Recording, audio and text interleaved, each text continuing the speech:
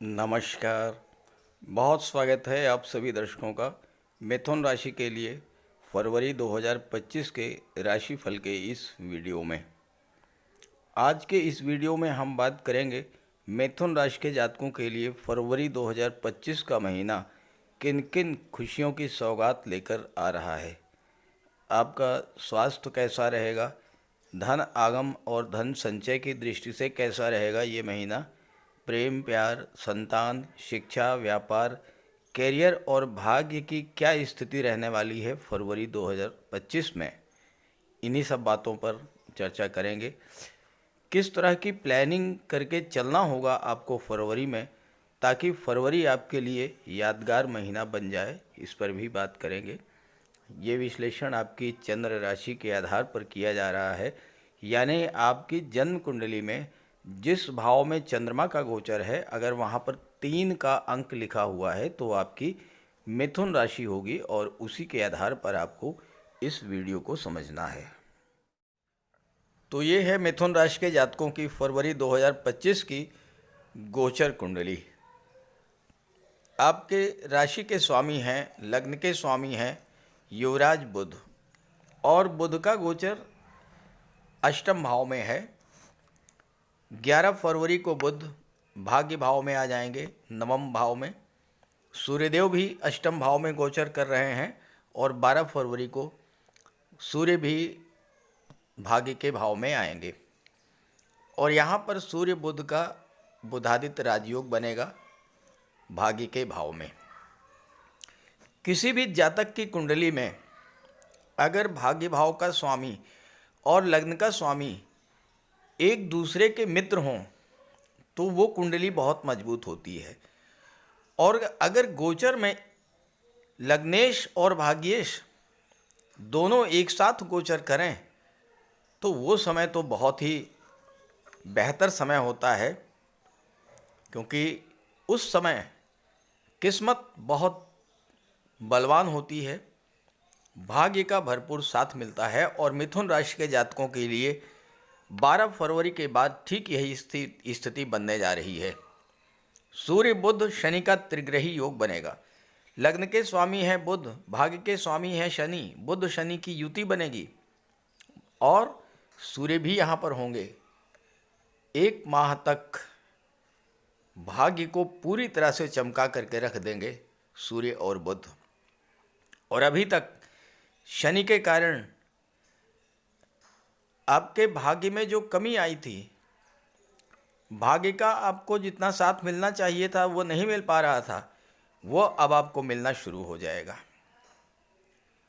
कर्म के भाव में है शुक्र और राहु। यहाँ पर शुक्र अपनी उच्च की राशि में है, मीन राशि में है, मालव्य राजयोग बना रहे हैं। एकादश भाव खाली है, लेकिन एकादश के स्वामी मंगल हैं जो कि लग्न के भाव में बैठे हैं। मंगल भले ही आपके लिए योग कारक नहीं है, लेकिन लाभ के स्वामी होकर के लग्न में जब गोचर करेंगे तो आपको हर तरह का लाभ प्रदान करेंगे। मंगल 8वें भाव के भी स्वामी हैं और मंगल का संबंध जब 8वें भाव से बनता है तो मंगल शत्रु हंता कहे जाते हैं। मंगल शत्रुओं को पराजित करेंगे, कर्ज से मुक्ति दिलाएंगे और स्वास्थ्य में भी सुधार आएगा मंगल के प्रभाव से। हालांकि कुछ नेगेटिव बातें भी होंगी, उस पर आगे चर्चा करेंगे। केतु का गोचर कुंडली के 4थे भाव में है और देवगुरु का गोचर कुंडली के 12वें भाव में है। ये है गोचर कुंडली मिथुन राशि की फरवरी 2025 की। अब आइए एक एक बिंदु पर चर्चा करते हैं विस्तार से। मंगल जैसा ग्रह जो पराक्रम पुरुषार्थ का कारक होता है, अष्टम भाव का स्वामी होकर के आपके लग्न के भाव में गोचर कर रहे हैं, तो स्वास्थ्य की दृष्टि से आपको किसी तरह की कोई चिंता नहीं करने की ज़रूरत है। फरवरी का महीना आपके लिए स्वास्थ्य की दृष्टि से बहुत ही बेहतर रहने वाला है। जहाँ तक धन की बात है, मंगल लाभ के स्वामी होकर के धन के भाव में गोचर करेंगे तो आपको हर तरह का लाभ प्रदान करेंगे। आपकी इनकम तो बढ़ेगी ही बढ़ेगी, एक से अधिक साधनों से आपकी आय में वृद्धि भी होगी। और एक महत्वपूर्ण बात आपके लिए कि मंगल छठे भाव के स्वामी हैं। छठा भाव नौकरी का होता है, सर्विस सेक्टर का होता है। जो लोग नौकरी में हैं, जो लोग स्वतंत्र व्यापार व्यवसाय करते हैं, एज ए प्रोफेशनल जो लोग कार्य कर रहे हैं, उनके जीवन में जो संघर्ष चल रहा था, जो विघ्न बाधाएं और रुकावटें बनी हुई थीं शनि के कारण, क्योंकि शनि की 10वीं दृष्टि पड़ रही थी छठे भाव पर, शनि के कारण आपके करियर, प्रोफेशन में, आपके बिजनेस में जो विघ्न बाधाएं और रुकावटें बनी हुई थीं उन्हें समाप्त करेंगे मंगल। उन संघर्षों से आपको मुक्ति मिलने जा रही है मंगल के इस गोचर के कारण। यहाँ पर एक और महत्वपूर्ण बात कि मंगल की 8वीं दृष्टि 8वें भाव पर और गुरु की 9वीं दृष्टि 8वें भाव पर पड़ेगी। जब किसी भाव पर मंगल और गुरु का संयुक्त प्रभाव होता है कुंडली में, जब भी मंगल और गुरु किसी भी भाव से संबंध बनाते हैं तो उस भाव से संबंधित चीजें प्राप्त होती हैं। आकस्मिक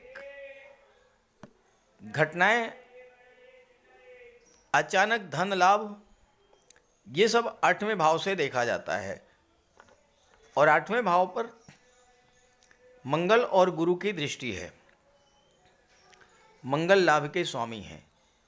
फरवरी के महीने में अचानक से आपको धन लाभ का प्रबल योग बन रहा है। कहीं ना कहीं से डूबा हुआ पैसा आपको मिलेगा, अचानक धन लाभ होगा। शेयर से, इंश्योरेंस से, मार्केटिंग के क्षेत्र से आपको धन लाभ हो सकता है। हाँ, बस एक चीज़ का आपको विशेष ध्यान रखना होगा कि मंगल छठे भाव के स्वामी होकर आपके लग्न में गोचर कर रहे हैं। भूल करके भी किसी को कर्ज मत दीजिएगा और किसी भी मामले में किसी के गारंटर मत बनिएगा, किसी की जमानत मत लीजिएगा। 8वें भाव, छठे भाव का स्वामी जब लग्न में है और मंगल जैसा ग्रह, तो कर्ज लेने से बचना होगा, कर्ज देने से बचना होगा और गारंटर बनने से बचना होगा। एक और बात, मंगल की दृष्टि पड़ रही है 7वें भाव पर।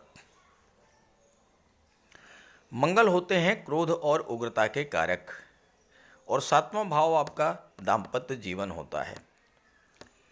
तो यहाँ पर मंगल की दृष्टि पड़ने के कारण अगर आपने अपने क्रोध पर, अपनी उग्रता पर, अपनी वाणी पर नियंत्रण नहीं रखा तो आपके दाम्पत्य जीवन में तनाव और कलह की स्थितियां बनेंगी। इससे आपको सावधान रहना होगा। और चूंकि 7वां भाव व्यापार का भी होता है और अगर पार्टनरशिप में आपका कोई व्यापार है तो पार्टनर से संबंध बहुत अच्छे आपको बना करके रखने होंगे, अन्यथा बिजनेस में भी समस्याएं डेवलप करेंगी। राशि के स्वामी आपके बुध हैं और बुध 8वें भाव में गोचर करेंगे 11 फरवरी तक सूर्य के साथ। 11 फरवरी तक तो बुध आपके लिए बहुत ज़्यादा लाभ देने की स्थिति में नहीं रहेंगे, लेकिन 11 फरवरी को जैसे ही बुध भाग्य भाव में आएंगे, सूर्य भी आ जाएंगे और यहाँ पर शनि भी हैं। भाग्येश लग्नेश एक साथ होंगे। हालांकि सूर्य शनि एक दूसरे के प्रबल शत्रु हैं, लेकिन बुध बीच में हैं और बुध सूर्य के भी मित्र हैं, शनि के भी मित्र हैं। तो यहाँ पर बुध सूर्य और शनि के बीच एक पुल का काम करेंगे, ब्रिज का काम करेंगे, एक मीडिएटर का काम करेंगे और सूर्य शनि को बैलेंस करके चलेंगे। सूर्य यहाँ पर तीसरे भाव के स्वामी होकर के भाग्य में गोचर कर रहे हैं और तीसरे भाव पर सूर्य की दृष्टि भी पड़ेगी, बुध की भी दृष्टि पड़ेगी। तीसरा भाव आपकी कम्युनिकेशन पावर का होता है, संवाद क्षमता। आप बहुत दिनों से कुछ कहना चाह रहे थे लेकिन नहीं कह पा रहे थे, मन ही मन आप घुटते चले जा रहे थे, अपनी बात नहीं कह पा रहे थे और अपनी बात दूसरों को समझा नहीं पा रहे थे। आप कह कुछ रहे थे, दूसरे समझ कुछ और रहे थे। एक कम्युनिकेशन गैप बना हुआ था। भाई बहनों के साथ, मित्रों के साथ, पड़ोसियों के साथ, इवन लव पार्टनर और जीवन साथी के साथ भी इस तरह की स्थिति आपके बीच में बनी हुई थी। सूर्य और बुध की जैसे ही दृष्टि पड़ेगी तो आप अपनी बात खुल करके कह पाएंगे, लोगों को अपनी बात समझा पाएंगे और जो कम्युनिकेशन गैप है वो समाप्त होगा और इसका आपको लाभ मिलेगा। तीसरे भाव पर सूर्य की दृष्टि पड़ेगी। सूर्य का संबंध जब भी तीसरे भाव से बनता है, सूर्य सरकारी नौकरी के कारक होते हैं और अगर आपने प्रयास किया इस गोचर काल में तो आपको ऐसी नौकरी मिल सकती है जो कि ट्रांसफरेबल हो, यात्राओं से संबंध रखती हो, ट्रैवल एंड टूरिज्म के क्षेत्र से संबंध रखती हो, ऐसी नौकरी आपको मिल सकती है। इस समय मार्केटिंग के क्षेत्र में आपको नौकरी मिल सकती है, इंश्योरेंस के क्षेत्र में आपको नौकरी मिल सकती है, जहाँ पर कि आपको यात्राएं करनी पड़े। सूर्य और बुध आपके भाग्य को चमकाएंगे और बुध यहाँ पर चौथे भाव के स्वामी हैं और लग्न के भाव के स्वामी हैं। यहाँ पर केतु का गोचर है। केतु क्या करते हैं? केतु डिटैचमेंट के कारक होते हैं, दूरी बना देते हैं। तो चौथे भाव की चीज़ों से दूरी बना रहे हैं केतु। अब इस पर प्रभाव अगर किसी शुभ ग्रह का पड़ जाए तो जो समस्या चौथे भाव को लेकर चल रही है वो समाप्त होगी, या चौथे भाव का स्वामी मजबूत स्थिति में हो तो समस्या समाप्त होगी। तो जब बुध यहाँ पर 11 फरवरी को आएंगे तो चौथे भाव से संबंधित जो समस्याएं, घर में तनाव की स्थिति, परिवार के सदस्यों के बीच मतभेद की स्थिति, माता का स्वास्थ्य खराब होना, इस तरह की चीज़ें जो आपके जीवन में चल रही थीं उनसे आपको राहत मिलेगी। साथ ही साथ चौथा भाव भूमि भवन और प्रॉपर्टी का होता है। बुध चौथे भाव के स्वामी होकर भाग्य के भाव में है और चौथे भाव पर शुक्र और राहु की दृष्टि पड़ रही है। शुक्र प्रेम के ग्रह हैं, राहु हैं असीम विस्तार, टेक्नोलॉजी। राहु की दृष्टि जब चौथे भाव पर पड़ेगी, चौथे भाव की चीज़ों के प्रति लगाव आपका बहुत ज़्यादा बढ़ेगा इस समय, और 1-2 दिन नहीं, पूरे 4 महीने तक, 31 मई तक शुक्र राहु की दृष्टि पड़ेगी चौथे भाव पर। आप देखिएगा इस गोचर काल में चौथे भाव से संबंधित चीज़ें आपको प्राप्त होंगी, आपकी पुरानी इच्छाएं पूरी होंगी, मकान की, भूमि भवन प्रॉपर्टी की, वाहन की इच्छा, कोई प्रॉपर्टी बेच करके नई प्रॉपर्टी आप खरीद सकते हैं, पुराना वाहन बेच करके आप नया वाहन खरीद सकते हैं, कोई प्लाट खरीद सकते हैं। इस तरह की जो इच्छाएं आपके मन में काफ़ी दिनों से चल रही थी और वो पूरी नहीं हो पाई थी, 1 महीने के लिए सूर्य भाग्य भाव में आए हैं और उनके साथ बुध भी हैं, तो चौथे भाव के संबंधित चीज़ें आपको प्राप्त होंगी, आपकी इच्छा पूर्ति होगी इस गोचर काल में। सबसे महत्वपूर्ण गोचर है शुक्र और राहु का। शुक्र पंचम भाव के स्वामी होकर के चौथे भाव में, एक त्रिकोण का स्वामी एक केंद्र के भाव में गोचर कर रहा है, तो केंद्र त्रिकोण राजयोग भी बना रहे हैं और मालव्य राजयोग भी बना रहे हैं। अब शुक्र तो धन, वैभव, कंफर्ट, लग्जरी, सुख सुविधाओं के कारक होते हैं। चौथे भाव पर दृष्टि डालेंगे, चौथा भाव सुख सुविधाओं का होता है। तो शुक्र और राहु मिलकर के आने वाले 4 महीनों में आपको घर में सुख सुविधा के साधन बढ़ाएंगे। आप घर का डेकोरेशन करा सकते हैं, घर का विस्तार करा सकते हैं, नए घर में प्रवेश हो सकता है, नया वाहन आप खरीद सकते हैं। संतान प्राप्ति की इच्छा इस गोचर काल में पूरी होगी इन 4 महीनों में। अगर आप नवविवाहित हैं और काफ़ी दिनों से प्रयास कर रहे थे लेकिन संतान की प्राप्ति नहीं हो रही है, तो शुक्र इस समय मालव्य राजयोग भी बना रहे हैं और केंद्र त्रिकोण राजयोग भी बना रहे हैं। संतान की इच्छा आपकी पूरी होगी। आपके संतान की भाग्योन्नति और आपके संतान का विदेश जाना, ये दोनों ही चीज़ें इन 4 महीनों में होंगी। क्योंकि शुक्र 12वें भाव के स्वामी हैं, तो आपके संतान उच्च शिक्षा के लिए, व्यापार व्यवसाय के लिए या नौकरी के लिए विदेश जा सकती है। जहाँ तक आपके रिलेशंस की बात है, शुक्र तो प्रेम के ग्रह हैं और पंचम के स्वामी हैं, केंद्र में गोचर कर रहे हैं, राहु के साथ हैं, तो अपने लव पार्टनर के साथ आपका अटैचमेंट बहुत तीव्र गति से बढ़ेगा। एक दूसरे के प्रति प्रेम समर्पण की भावना बढ़ेगी, रिश्तों में मजबूती आएगी और धीरे धीरे वो रिश्ते आपके विवाह में कन्वर्ट हो जाएंगे। राहु होते हैं असीम विस्तार के कारक और गुरु इसके स्वामी हैं।